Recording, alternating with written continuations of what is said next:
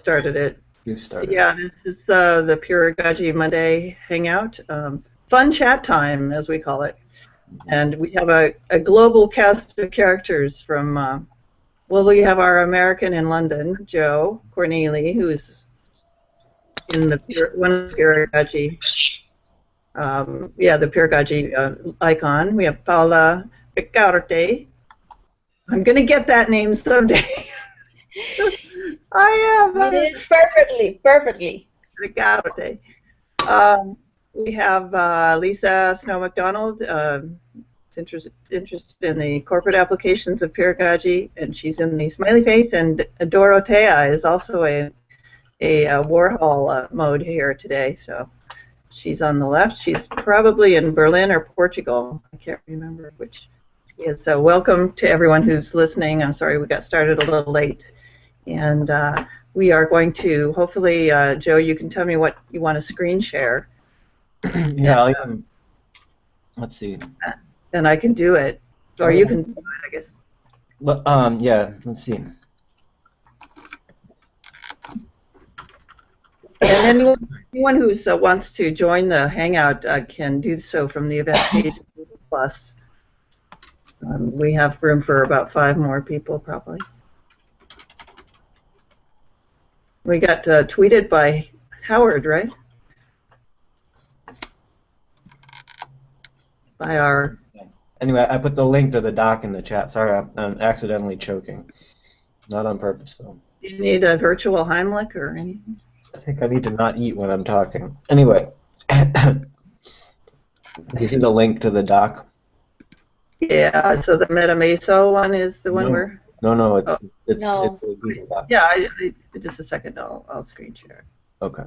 I mean, you can too, I guess, but... Yeah, I've got so much else going on eating these. No, that's fine, fine.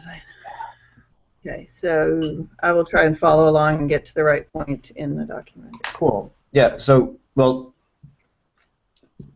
before you joined, I didn't know who was here listening, so I thought it was just me and Lisa and Dorothea. And Lisa was walking us through her comments on the motivation section and raising some, I thought, really interesting points about, let's see if I can sum it up. Well, the different kinds of motivations that people are going to bring, and basically 2 kinds. Some people are very oriented towards like a specific accomplishment, and some people are much more oriented towards the long-term, sustained thing. And I actually mentioned Paula from like the first year. I remember Paula, you were sort of saying, "Oh, are we going to do another version?" And now we're doing a second other version, and it's just like the idea of like, you know, what are we really trying to do? Are these versions like really important that we have new versions, or is that we're just doing that for the sake of having something to do, and it's more about the project and the relationship between the people in the project? Or is it even about something else, which is like applications, specific applications of Peeragogy outside the project to other things? And whatever it is a lot of work to make the book and make the new versions, and you know, translation brings in a whole other level of stress and complication. But all that aside, I thought that the point, this basic dichotomy of long-term process versus kind of more short-term outcome, or like what is the outcome of the process, was really, really interesting. And I suppose everyone who's here must enjoy the process a bit, because that's part of what we do. But I think a lot of people who aren't here maybe have gotten totally frustrated thinking, well, what's the outcome? Or I need more outcomes, or I need less process, or things like that. So that was what we were getting into with Lisa. And I think that could be not just a good review of the chapter, but actually a really good review of the entire project. Like, what is our motivation, and how the heck are we going to realize that entering into the 4th year of the project? Right. And just even how to balance those things out, because you'll have people on any given project that's a good balance. So there's a good balance between people who are outcome driven versus process. Mm-hmm. You know, having and maintaining that balance, you need a combination of both, and being aware of that, and understanding the need for balance, I think, is kind of important. Because process people will just be having such a good time doing the process, they may not get anything done. And if there is no goal, that's okay too. It's like the endless party, because you're just, that's what you're doing, right? But goal-driven people, may miss a lot along the way and may not leverage the full power of peeragogy and of what their peers can contribute, because they may be more or less racing towards the finish line. But they may discover an enjoyment of the process, Yeah, exactly. And they may not hate it. I don't want to trivialize the two extremes, but their tolerance, if they may have a tolerant sense of getting bogged down in process. Yeah. More quickly than the people who are enjoying the process. And to some extent, the people who enjoy the process are going to feel frustrated if they're feeling pushed. And they're going to get frustrated with the people who are trying to push them. Yeah. So, and a lot of times I think that's a point of contention in any big project. It's a point of conflict, and it often emerges in ways that, how do I say this? It often emerges surprisingly to people, and a lot of times it's been pulling and aggravating people for a while before the tension erupts. But if you're on the project and you're aware of that, you can maybe manage it and understand what's going on better instead of becoming frustrated. Yeah, and I felt like this was a huge insight, because we've never really had this amazing conversation before, so I feel like that's kind of a breakthrough for Well, I feel like, whether or not we come out with a new edition, which is kind of, I'm more interested in that being a publisher, and I'm interested in that being a kind of a vehicle for the project, but I feel like the process informs the things I'm interested in applying pedagogy to, and I have applied those things to my projects in real life, so to speak. Yeah. I think there's another interesting thing here, which is, with all of these kinds of self-identification, how do you fit in kinds of things like that Doug has been advocating. I think there's a certain kind of person, I'll call that person like an introvert, and I'll say I'm probably one of those kinds of people who would like it if everyone's motivation was just like clearly labeled, and they could just kind of wear a badge, that would say, I am, the website guy, or I am the publishing guy or gal or whatever. This is what I am. It's actually not that big of a deal, but yeah, it's completely transparent. Well, one of the dangers of that is then that person being, relegated to that role, and yeah, and then not getting out of that role, because people, how we are as human beings, we just tend to kind of assign a function to someone, and even to ourselves, and then proceed to get all frantic when we can't fulfill it. Yeah. And I've walked into a lot of projects thinking my role was one thing, my role was going to be one thing, and I end up, like, from a personality profile, I tend to be like Middle Mary, where I end up in the middle of it. So before you know it, I may become the translator between two people who can't communicate. My roles end up getting completely flipped around because that's where the need is, and it's not necessarily where my strength is, but I can fill that role better than anybody else. Then that is. Pardon me? Then it is your strength, really. If you're stepping in, that becomes your strength. And if nobody else is stepping in. Yeah, exactly, and that's where the group need is.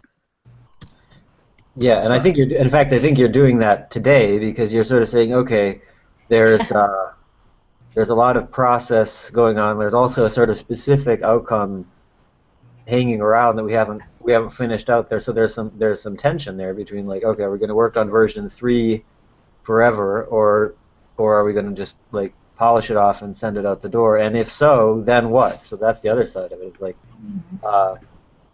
so I really appreciate that you're bringing up this question now, because let's say it's really relevant now, even if that wasn't the specific intention behind your questions here. I think that yeah, the what then, supposing we did realize this thing, does that mean that the project is over? That could really attack the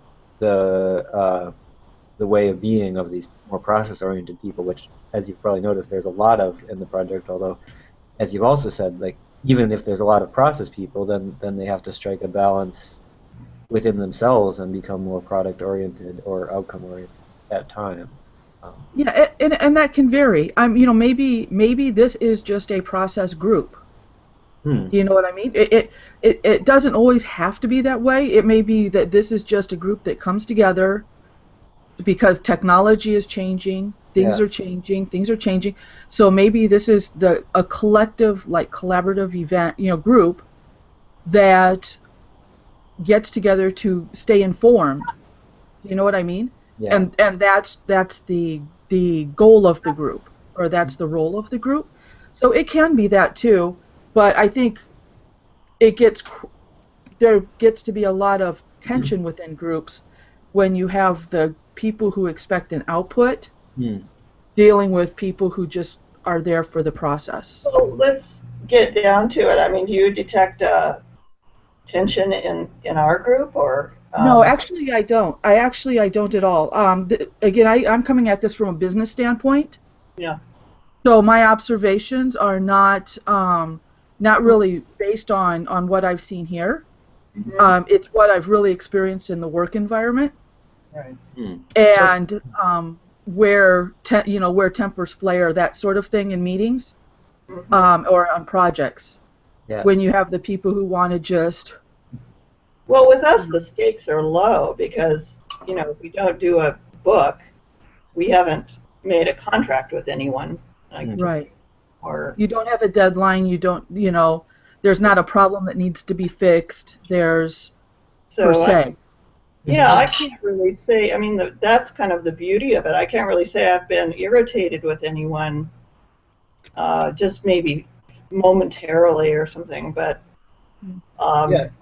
it's a beauty of it because I've benefited from the insight of the process, and I've also benefited professionally from the product of the hand.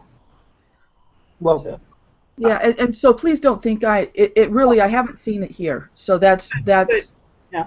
But I would maybe venture to disagree a little bit and say that, over the years, maybe not so much this year, I think you're right, it has been fairly relaxed this year, but over the years, there's been a lot of conflict. I don't think it's been, like, to the level of fighting. It may be also, again, due to the type of person that's here.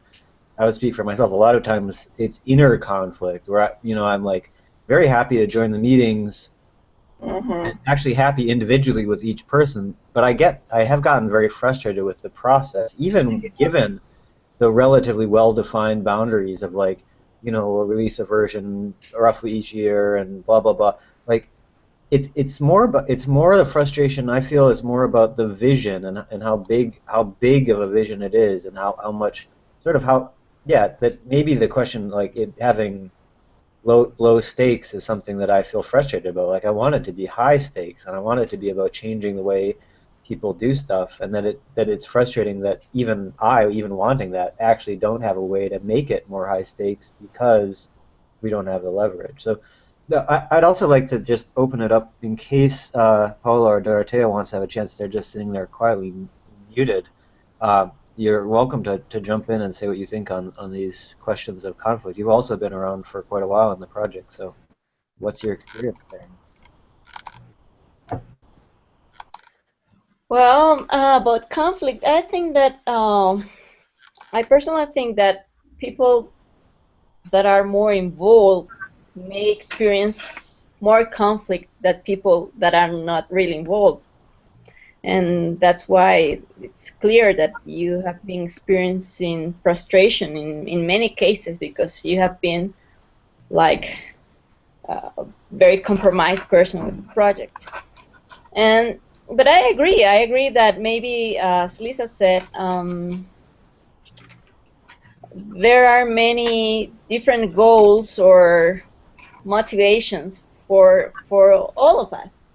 So, as I've told you many times, for me, the more important experience is the process, the learning process.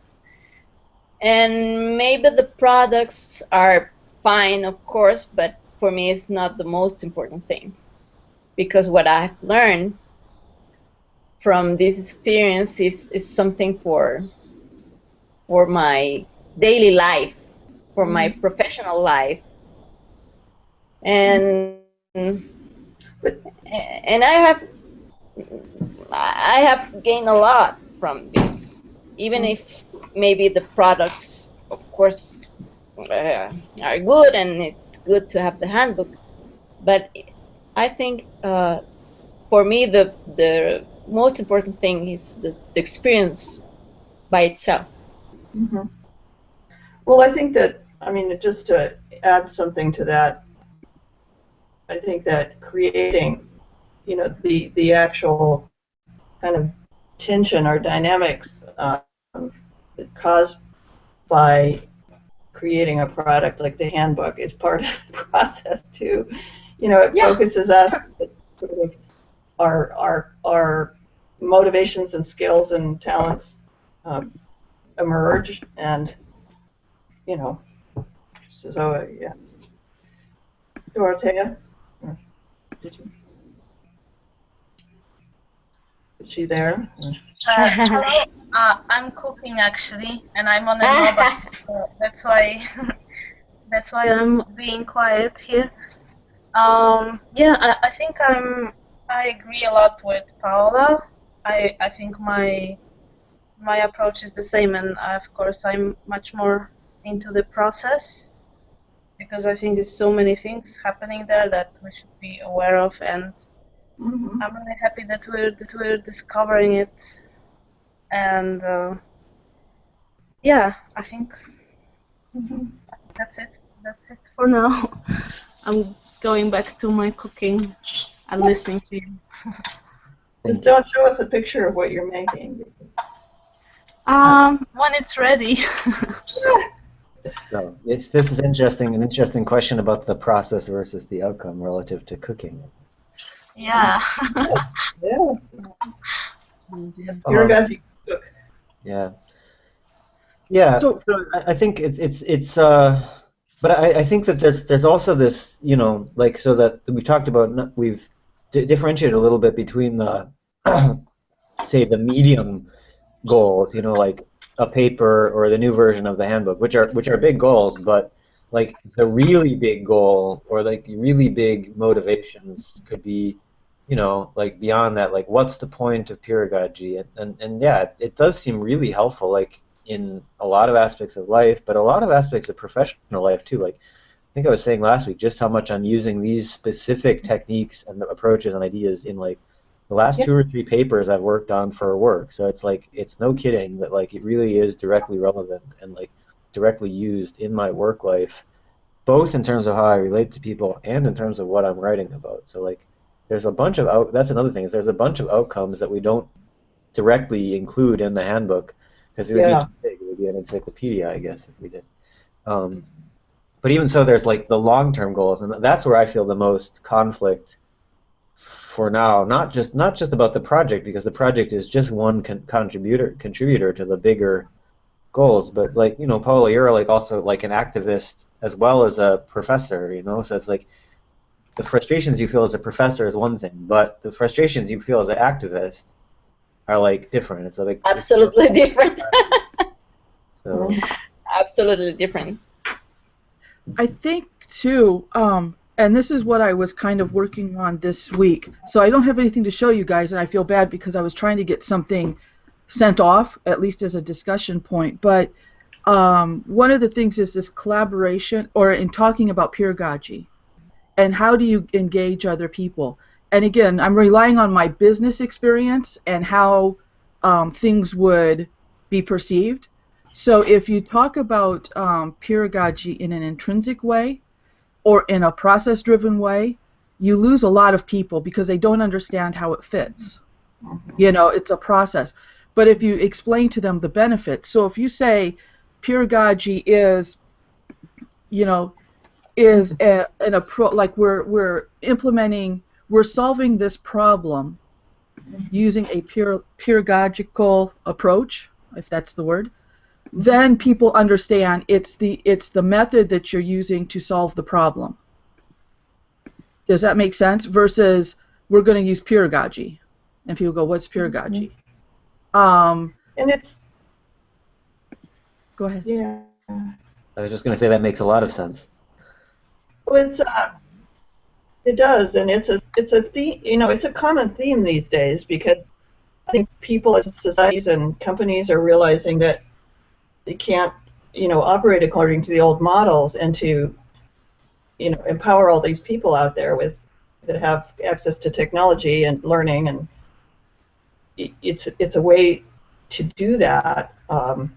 So it's a modern, topic that we are quantifying and trying to make more practical, I guess, in a way.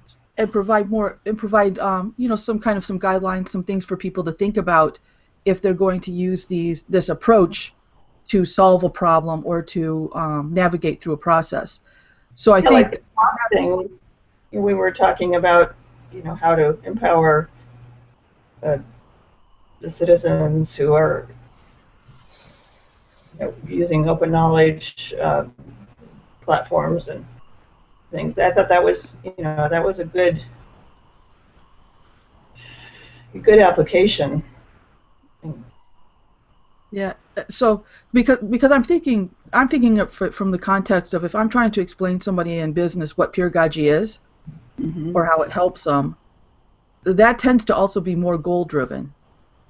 Yeah, absolutely. Yeah. So you're starting out with a goal. So how does it help me get there, or what is its role in achieving? Yeah, like it will help my project teams be more productive, Right. etc.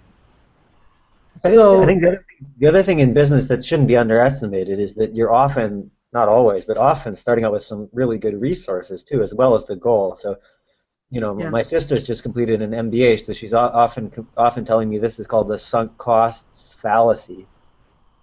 But it's like, it's not a complete fallacy, because you could say like, oh, well, we've got all this farm equipment and this land here. Gosh, what do you think we could do with all this great equipment and this land that we happen to have here? It's like the goal of then planting the goal is not even planting a crop. That's the mean. The goal of raising a harvest and selling it at market is, there's only a few steps away from that. Well, you need to have the right skills as well. But you know what I mean? It's like in business, unless you're an entrepreneur starting your own, but even if there is, you got to look around at what your resources are. And like that's true of us too. We have quite a few resources. Often the thing though that makes this seem even more process oriented maybe than it is that a lot of our resources are us and like our abilities. And so it's like, we can't say, oh, okay, we've got this great machinery, because we've got the same machinery that everyone else has, the same old internet, but it's true, the way we use it, and like when we get together and work on things, that's kind of where the magic happens. So it's like, it looks very process oriented, but actually in a way, every meeting we create some notes, we create a video, we get some kind of outcome. So we could, as you're saying, as a way to kind of market that to other people, we could say, well, look, it's not just an approach, it's not just something that we do, but it's like actually it's a skill, it's a set of skills that we've built up and learned and are slowly fine-tuning, despite our different personalities and despite our different motivations, maybe learning slightly different versions of the skills, but like, just the basic one that's happened a million times is like someone talks and someone else take notes on that. And so it's like the skill of speaking, the skill of writing, the skill of presentation, and like how many times have we done that? The intuition that we get from knowing each other so well through these sessions. Yeah. we realize when someone isn't taking notes, so we either do it or ask someone to do it, or start the broadcast, or Yeah. it's kind of a like you were saying, Lisa, that where you walk into a situation and sort of realize what needs to be done, and That's where you fall. That's what you do. So that was kind of when I was reading the motivation section, those were some of the things that struck me. And as far as like getting, I guess, like you said, traction, Joe, maybe for the larger audience or the big goals as far as helping Peeragogy get traction. Um, that might be because we kind of a lot of the people who would want traction need to understand what it's going to do. Yeah, it's basic marketing. What does this do for me? Yeah. Right? And that's a goal. When you talk about the intrinsic benefits, those will come, but a lot of times it's hard for people to understand those. It's interesting. A friend of mine just this week told me, "Hey, I watched one of your Peeragogy videos," and I was really pleasantly surprised to hear that like some random person, basically who just happens to know me, like watched one of these videos. I was like, "Wow, that's really cool." It's like what we're doing must be worth something, and maybe he was just curious what the heck I do when I do this big project. But someone who didn't know me would do that. yeah. I mean, it's like evolution. There's these little tweaks that happen, and never know when that little tweak will bear fruit in someone's life, or professional life, or personal life, or it might start a snowball rolling, or a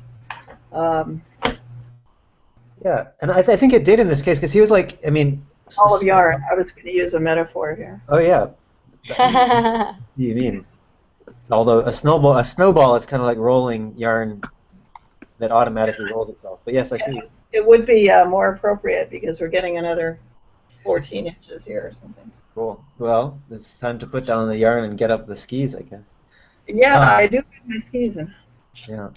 But like, yeah, he was saying, the reason he mentioned is like, it seemed really relevant for the meeting we were having at work. Like, I was like, wow. And he was actually saying like, it was something about a specific kind of conflict. Actually, he was saying it was really interesting to notice, the specific things that my boss like was hesitant to do, and like, it's sort of, I don't agree or disagree. It was just more interesting to observe that conflict taking place and how people took sides and how it all developed. And I thought, yeah, that is kind of how we deal with things a lot. It's like we don't always try to solve a specific problem, but we do often try to understand it. So that's another benefit or downfall, I suppose, of the project, is that we're a bit academic in the sense that we're very interested in things, and so we like get interested in what people are saying, and we could talk and write lots and lots every week, and many of us would enjoy that. And other people might wonder, okay, well, with all this talking and writing, like, what's the actual application? Which I think that was getting back to the thing I was working on with Charlotte last week. As like, and Paula, we had you in mind because we were thinking about that paper. So we got 15 minutes left. Maybe we should take a break from motivation and just go back up the page on this document. Paula, you made a comment about the chapter summary, so we could do that too. We should deal with that. But then I was thinking up here above. I actually need to leave at 1 o'clock because I have a meeting with the Wikimedia education program. So okay. Maybe this is really relevant for that. Go ahead. I wanted to tell you that there is a special track on production of knowledge production. So that, I think, it would be the best track to write a proposal. Okay. And I put there in the document the proposal that I submitted last year. It was not accepted, but I think maybe we can remake it, or we can rethink what if you. Is that this one here? It's a link, to Wikimania. No. Is it? Oh, you put it into the wiki. Submissions, production of knowledge. That's the call. I put many links in Ah, that okay, document in I the found Google Doc. Yeah, I found them all. Yes, I see what you mean. I've submitted. I'll turn it. Everything's yellow. I'm going to turn this thing green. Okay, whoa, Okay. that's the wrong kind of green. Highlight. Green. Now it's all green. Hold on, I'm fixing it. Okay, there. Now it looks bold. So this is Paola's old submission, right? No? Wait.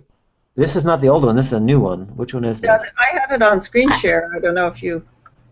Well, I put the actual submission, and then I put the submission that I sent last year that was not accepted. This one. Yeah. This is the new one or the old one? Yeah, this is a new one. It says Wikimania 2015. Yeah, Right. this is the new one. And then if you see a little bit. Yeah. Aha, just for the record. Okay, there it is. Yeah, right. Okay. Yeah. This is the 2014. Copy. Okay. Are you guys? Oh, you guys are not seeing the screen share. Now you are probably. Oh, it's old. Got it. Great. Okay. Yeah. Totally interesting. And yeah, we can revise this old stuff into the new one or into our. Yeah. Okay. Exactly. Okay. That was. Our default setting is open. Well, it has such a great title. It's too bad they didn't accept it based on the title alone. That's. Yeah, but I think now it's different. I think now the context is different because the track is especially on knowledge production, so it's more like. I think we have and also the people who are reviewing the submissions are friends of mine. So. That should be helpful. Well, they know how wonderful you are. That's important. Yes, that's important, and I think also within the wiki community, what we've learned is like basically that's the only way to get anything done for anyone is to like be friends of the people, whether it's online or in person. So it's that's been that way since the beginning of time, I think. Maybe beginning of time. Yeah, before there was a online wiki, just the wiki for us. Okay, cool. So, well, what do you think of these things that we put here that Charlotte and I were kind of brainstorming, and I wonder how we would put them into the outline you did. And I know you said you got about 10 minutes, so yeah. I was thinking that we can summarize experience and put it like in terms of peer learning and peer knowledge production. Okay. Yeah. So that was. How do you define knowledge production? It sounds pretty. I mean, I just. I will stop there and ask you what you meant. No, I mean, I'm just curious what the academic definition of that is. Well, let me show you one thing before. Wait a second. Still laughing. This was the book I was telling you about. Yes. Wait, let me see it. Yeah. Move. So. Understanding knowledge as a commons. Okay, yeah. So if you understand that we all produce knowledge because of our interactions, because our relationships, because we build networks, and then you say that knowledge, you understand knowledge as commons, then Wikipedia is like the best example you can find, like the most used or popular example of how people can create knowledge together, distributed knowledge or crowdsourced knowledge, and that knowledge is used as a common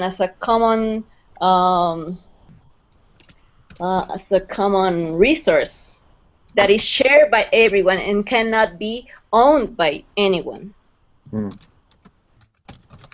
So that's why you have to defend the internet or defend Wikipedia, because it's not owned. Knowledge is not owned by anyone. It's like the same same motivation or the same approach to why you have to. But there will be people. The conflict comes in the fact that there will be people who want to control it and attempt. Yeah, absolutely. And actually, that's what's happening. You have people that want to control the internet or privatize internet, or also you have people that are trying to privatize knowledge everywhere. Not only academic knowledge, but in many areas, you know. And it's been done again, you know, since time began, and it's just a different medium now. Mm-hmm. But Yeah. it's yeah, the whole kind of rights and like who, you know, yeah, the wiki is an example, a really interesting example that kind of bounces around. The problem is not just people trying to control it, because like I think maybe that's not so bad. The real problem with the wiki, I think, is that people don't always contribute to it, and they spend all their time and energy contributing to other things that they do control. So it's like, you know, instead of building a knowledge and resource for everyone, they just build a Hollywood movie that's really expensive to make and fairly expensive to watch, and then like just goes onto a DVD that's also expensive to buy, but then it goes on someone's shelf someplace and it's never used again. So like, whereas wiki, you might have someone in El Salvador producing independently producing a movie that you can watch on some open source platform, and you know, it's like rare and wonderful because it hasn't been infected by you know, big money and well, I'll put Open Sky, or no, Iron Sky, the movie about Nazis on the moon. Anyway, crowdsourcing. Yes. At least they're the funding. Sorry, I didn't mean to interrupt. No. I was going to tell you that there is a very interesting project at Oxford. It's called Information Geographies, and they represent how is knowledge distributed in the around the world, and it's exactly the same. For example, if you speak about academic knowledge, and then you have only 5 publishers that concentrate all the articles, and people, well, institutions try to push their researchers to publish in those journals, but they are only five publishers. Yeah. And this is like, yeah, someone was just telling me, and it's making me so frustrated. He was saying, you know, if you want a job working on, say, open source mathematics, you should go work for the biggest open source biggest math publisher. And I sort of thought, well, A, they don't care about what I have to offer because I'm interested in AI and computer science. They don't do that. They just publish books on paper. And B, even if they did want to hire me, the only thing they'd want to hire me for would be to make themselves lots of money and put these other 4 publishers out of business. And so it's like, I'm not that interested. But I tried to find like the silver lining of that, but yeah, it was really frustrating on that same level. Yeah. So that is, thanks for the link. That's pretty interesting. Yeah. I've screen shared the, right. Let me see. Oh, this is their website. Yeah, that's a website. Here is the one I was telling you about. It's this knowledge and publishers, for example. There are many. For example, the uneven coverage of Wikipedia also. They work a lot with Wikipedia. They have many interesting projects. It's really interesting. So again, we did try this one paper where we submitted it. We didn't get into the geography conference. Remember that? It was like Peeragogy Island or something. Oh, right. So maybe we can reuse that. But I think that the motivations that we were just talking about is like this is because we're going to have a hard time. I think not impossible, but you know, even if your friends would accept the paper, I think like we're going to have a hard time selling to the community. To the wiki community. I think maybe we can think about the stuff that Lisa was just telling us. You know, like like imagine we were gonna do the same things we did for Flock, but just do it for Yeah, Wiki or for something. Like Wikipedia. write a brief, because I think we did a pretty good job with the Flock one. Like, Yes, yes, yes, absolutely. Yeah, we can reuse that. yeah, we So could do take something that like that. and put it up as and make a copy of it and start working on it. Is that Yeah. it sounds like the deadline is the 28th. Is that right? Okay, yes, it is. There it is in yellow. But again, since everything's yellow, this thing has to be red and like huge. There. Then people won't forget. Uh, yeah. Okay. Yeah, we definitely need to work on this. And so, like, we should also make ourselves the deadline of 28th of February for this page one of the book, because I think in a way the page one of the book is, you know, like Mm-hmm. if we could make it, if we could kind of promote this stuff to the wiki community, then I think we'd be doing okay, because we wouldn't have to overcome a big ideological hurdle, because they basically agree Right. with the sentiment, but they don't know about that. They don't know about the value maybe of what we're doing. And again, we kind of explored around that. We played around with like that patterns stuff, but I don't think we got very far in terms of networking with them. So it's Yeah, I like the patterns. I really love exploring that. It's just such a new hmm. thing for me to think about, and I see them now when I'm going about my daily life. It's just, I mean, thank God for George and I working on those Hmm. last year. It was just such an enriching experience. Yeah. Yeah, absolutely. Yeah, and I think now hopefully they'll be a little less buried in the book. So I well, Paul, you're out of time. You've got like 30 seconds to get to your next one. Sorry. Maybe teach themselves, but while you're on your way. It would be interesting, even just this would be an interesting exercise to see if they're actually applying Peeragogy in the meeting without knowing it, and then just to sort of see like what is that little thing, that little tip, as you're saying, that you could give them that would just Yeah, leave them a blank piece of paper. Set it up in a person's place and say, tell me what you've accomplished by the time I get there. yeah. So okay, but I know this, we're making like progress like a snail. So talk about I know some other folks from the south of Mexico have a snail for their motto, or their icon. So um, I think we have to do give a rocket to our snail. So by the end of this month. But if we're working on this deadline, we're not doing too bad. Like the 28th is quite a ways.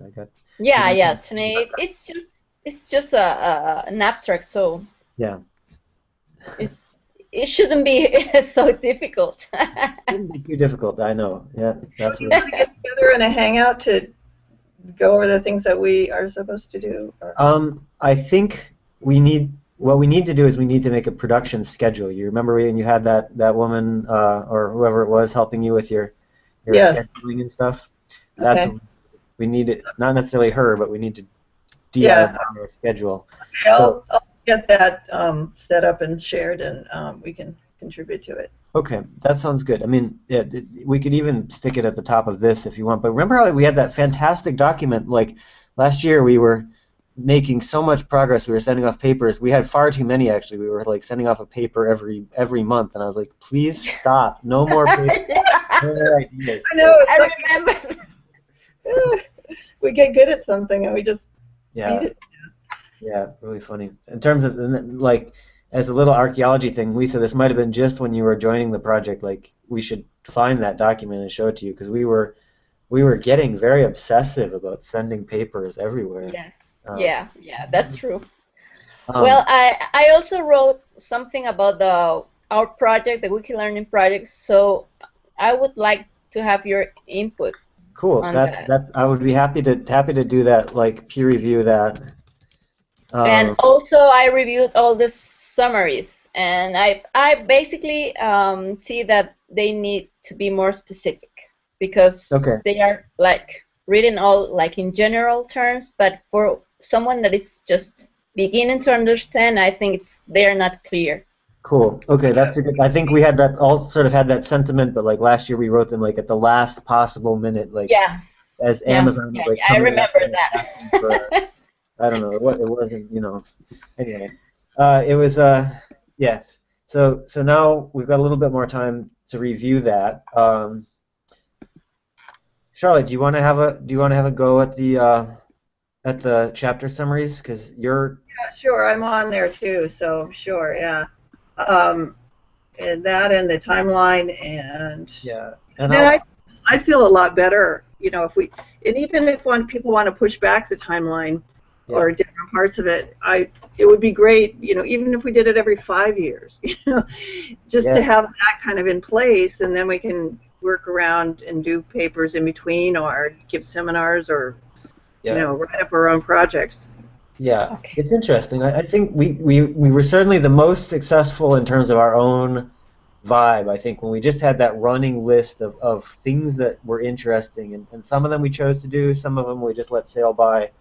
Hmm. And we didn't really try to force it, but we just kept track of it. I think that was Yeah. a good And if kind we don't meet some deadline, then we push it back or we cancel the of, project. yeah, or repurpose our draft into something else as polished. Don't get accepted one time, we'll try again next year with some more peer review and some more ideas. And it's nice that you did bring that last year's rejected one up, and we can, just to see how put it in up in the mirror, then and now.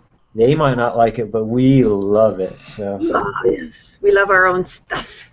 yeah. Okay, so I'm gonna stop the broadcast just because I can. Okay, thanks for watching. Those who are far away watching us. It's kind of weird, but we like it. Okay, bye.